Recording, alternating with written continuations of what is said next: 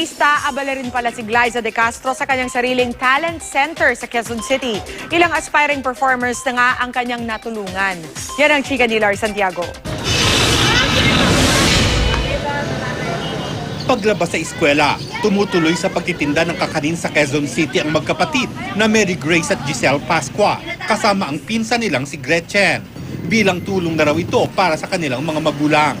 Sa lugar na pinagtitindahan nila, nagbukas ng talent center ang kapuso actress na si Glyza De Castro. Nang makilala sila ni Glyza at nalamang mahilig silang magsayaw, kaagad silang binigyan ng scholarship sa center. Very willing sila to learn, tapos to develop their talents, tapos tumutulong sila sa mga magulang nila, sa mga pamilya nila na magtinda ng mga kakanin sa dito lang sa Muñoz.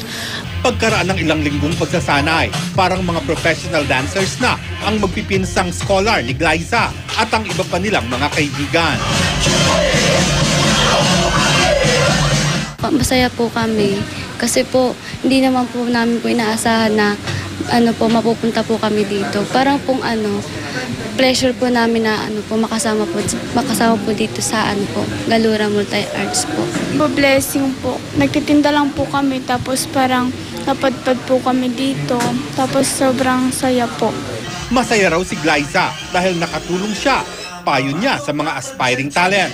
Ang sinasabi ko sa kanila, kung ang number one aim nila is maging sikat, hindi yun dapat ang goal nila. Ang kailangan, ma-develop talaga nila yung talents na meron sila. Kasi kung ano man yung ma-develop nila, yun din yung gift nila kay God. Lars Santiago, updated sa Showbiz Happening.